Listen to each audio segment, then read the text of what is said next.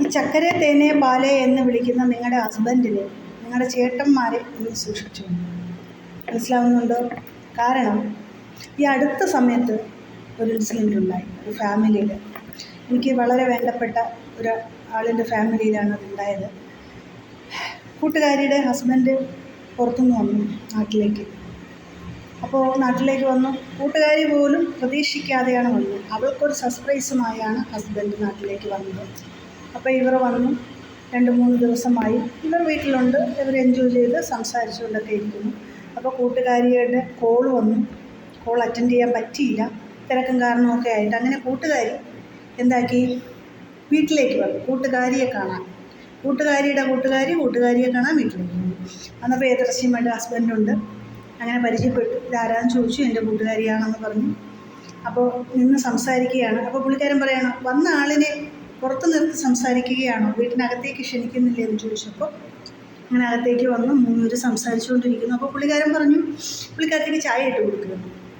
അപ്പോൾ പുള്ളിക്കാരി പറഞ്ഞു, ചേട്ടനോട് സംസാരിച്ചിരിക്കും, ഞാനിപ്പോൾ ചായയും ഇട്ട് വരാമെന്ന് പറഞ്ഞ് പുള്ളിക്കാരി പോയി. അപ്പോൾ പുള്ളിക്കാരിയുടെ വിശ്വാസം, എൻ്റെ ഹസ്ബൻഡ് എന്നെ ചതിക്കില്ല.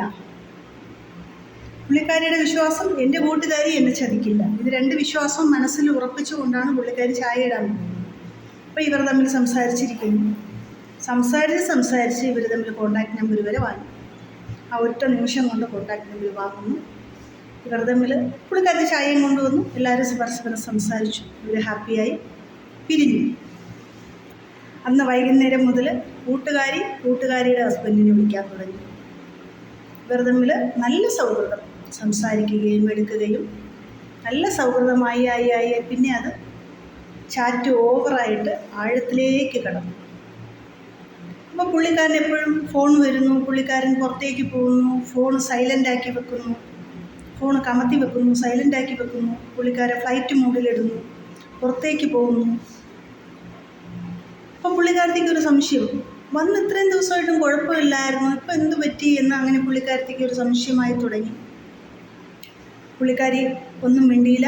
പുള്ളിക്കാരി വിചാരിച്ചു വേറെ എന്തെങ്കിലുമൊക്കെ ആയിരിക്കുമെന്ന് കരുതി. അങ്ങനെ പുള്ളിക്കാരൻ ലീവ് കഴിഞ്ഞ് ഇവിടെ നിന്ന് പുറത്തേക്ക് കയറിപ്പോയതിന് ശേഷം പുള്ളിക്കാരൻ്റെ വിളി കുറയുകയാണ്. മറ്റത് എപ്പോഴും ഗ്യാപ്പ് കിട്ടുമ്പോഴൊക്കെ വിളിച്ചുകൊണ്ടിരിക്കുകയും മെസ്സേജ് അയക്കുകയും ചാറ്റയും വീഡിയോ കോളും ഒക്കെ വന്നുകൊണ്ടിരുന്നൊരു വ്യക്തി ചാറ്റും വീഡിയോ കോളും ഒക്കെ കുറഞ്ഞു തുടങ്ങി. അപ്പോഴും പുള്ളിക്കാരത്തേക്ക് ടെൻഷനായി തുടങ്ങി, സംശയമായി തുടങ്ങി, പലതര പ്രശ്നങ്ങളിലേക്ക് പുള്ളിക്കാരി. കാരണം സ്നേഹിച്ചുകൊണ്ടിരിക്കുന്ന ഒരു വ്യക്തി പെട്ടെന്ന് അകലുമ്പോൾ, പെട്ടെന്ന് അവരിൽ നിന്നൊരു മാറ്റം കാണുമ്പോൾ അത് ആർക്കായാലും മനസ്സിലാവും. അങ്ങനെ പുള്ളിക്കാരത്തേക്ക് ടെൻഷനായി തുടങ്ങി. പുള്ളിക്കാരി ഗൾഫിലല്ലേ പുള്ളിക്കാരൻ, നമുക്കെങ്ങനെ വാച്ച് ചെയ്യാൻ പറ്റുമോ, ഒന്നും ചെയ്യാൻ പറ്റത്തില്ല.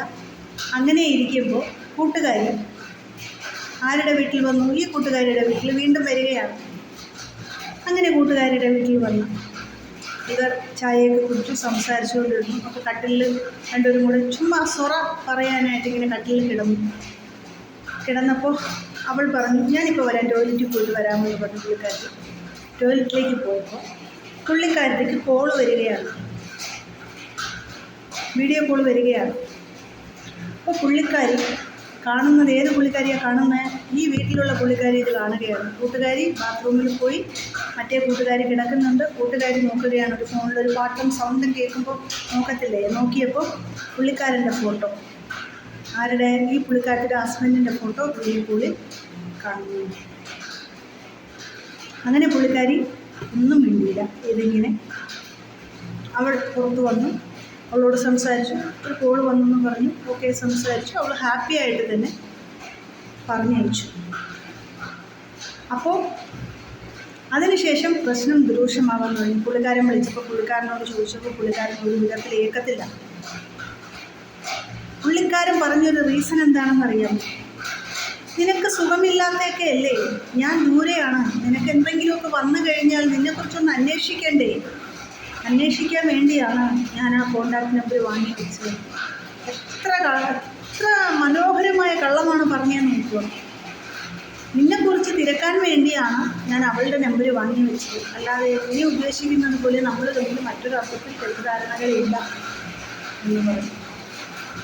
അവസാനം അങ്ങോട്ടും ഇങ്ങോട്ടും ബന്ധം വേർപെടുത്തുന്ന അവസ്ഥ വരെ വന്നു. ഫാമിലിയർ വിഷയങ്ങളായി.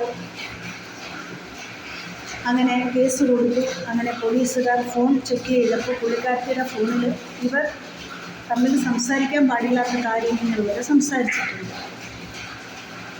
അതായത് ഒരു ഹസ്ബൻഡും വൈഫും എങ്ങനെയാണ്, അല്ലെങ്കിൽ ഒരു കാമുകിയും കാമുകനും എങ്ങനെയാണ്, അത്തരത്തിലുള്ള ചാറ്റുകളൊക്കെയും അതിനകത്തുണ്ടായിരുന്നു. അപ്പോൾ ഇവൻ പറഞ്ഞത് എത്ര മനോഹരമായ കള്ളമാണെന്ന് ആലോചിച്ച് നോക്കൂ.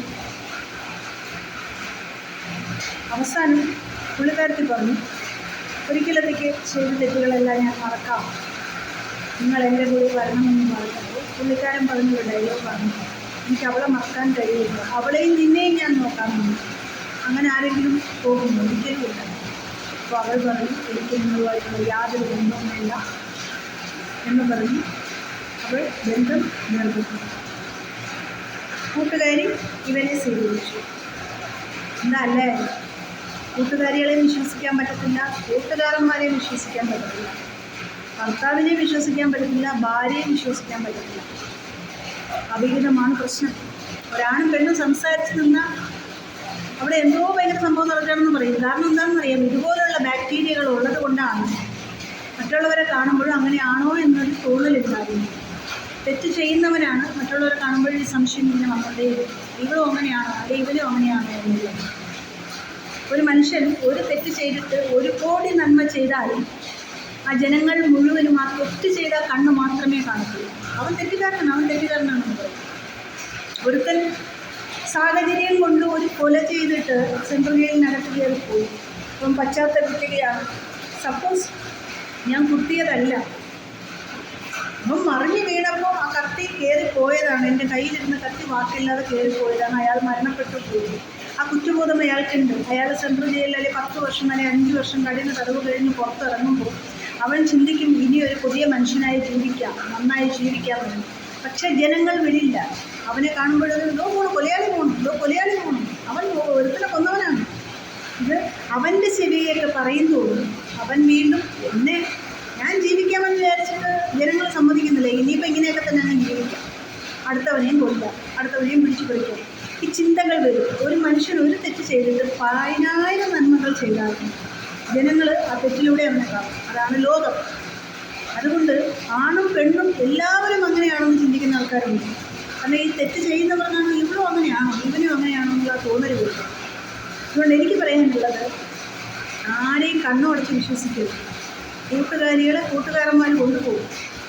സ്വന്തം ഭർത്താവ് എടുത്തുകൊണ്ട് പോകുമെന്നാണ് ഞാൻ ഈ പറയുന്നത്. പിന്നെ ഭർത്താവിൻ്റെ കൂട്ടുകാരന്മാരെ ഭാര്യമാരും എടുത്തു തരം കിട്ടുക. 2 കാറ്റഗറിയിലും നല്ലവരും ഉണ്ട്, കെട്ടവരും ഉണ്ട്. അതുകൊണ്ട് എനിക്ക് പറയാനുള്ളത്, 2 കൂട്ടരെ സൂക്ഷിക്കുക. കൂട്ടുകാരികളെ ഭർത്താക്കന്മാർക്ക് പരിചയപ്പെടുത്തി കൊടുക്കരുത്, പിന്നെ കൂട്ടുകാരന്മാരെയും ഭാര്യമാർക്ക് പരിചയപ്പെടുത്തി കൊടുക്കരുത്. ഇതിൽ നിന്ന് നിങ്ങൾക്കെന്ത് മനസ്സിലായി? എപ്പോൾ വേണമെങ്കിലും അടിച്ചുകൊണ്ട് പോകും. എന്നിട്ട് കാരണങ്ങൾ അവർ പലതും പറയും. മനസ്സിലാകുന്നുണ്ടോ? കൈ ഇരിക്കണത് ചോർത്തിക്കളഞ്ഞിട്ട് പിന്നെ ചോർത്ത് പോയി എന്ന് പറഞ്ഞിട്ട് യാതൊരു കാര്യമില്ല. നമ്മളെ സൂക്ഷിക്കുക. ഇൻസ്റ്റഗ്രാം, ഫേസ്ബുക്ക് ഇതിലൊക്കെ കയറി ഇവന്മാർ സ്വന്തം ഭാര്യമാരുടെ അക്കൗണ്ടിൽ കയറി ഭാര്യമാരുടെ കൂട്ടുകാരികളെ ഫോളോ ചെയ്ത് അവരെ അക്കൗണ്ടിൽ കയറി അവരെ ചാറ്റി കൊള്ളാവുന്ന ആരെങ്കിലും ഉണ്ടെങ്കിൽ അവരെ ലൈനടിക്കും. ഭാര്യയെ അറിയത്തില്ല, ആരും അറിയത്തില്ല. ഭർത്താവും അവളും കൂടിയിട്ട് നന്നായിട്ട് ചാറ്റും. ഇതൊരു കുഞ്ഞുങ്ങളും അറിയില്ല. അതാണ് ഇപ്പോഴത്തെ കാലം. അതുകൊണ്ട് വളരെ സൂക്ഷിക്കുക. ഇല്ലെന്നുണ്ടെങ്കിൽ ജീവിതം ഒരു മുട്ട ഉടയുന്നത് പോലെ ഉടഞ്ഞു. ഇതാണ് എനിക്ക് പറയാനുള്ളത്. അനുഭവം ഓരോ മനുഷ്യർക്കും ഗുരുവാകും, അല്ലേ? അനുഭവത്തിലൂടെയാണ് ഓരോരുത്തർ ഓരോന്ന് പഠിക്കുന്നത്. ചിലവർ കണ്ടാൽ പഠിക്കും, ചിലവർ കൊണ്ടാൽ പഠിക്കും, ചിലവർ കേട്ടാൽ പഠിക്കും, ചിലവർ കൊണ്ടാലും കണ്ടാലും കേട്ടാലും പഠിക്കില്ല, പഠിച്ചതേ പാടും. അതുകൊണ്ട് എല്ലാവരും ഒന്ന് സൂക്ഷിക്കുന്നത് നന്നായിരിക്കും.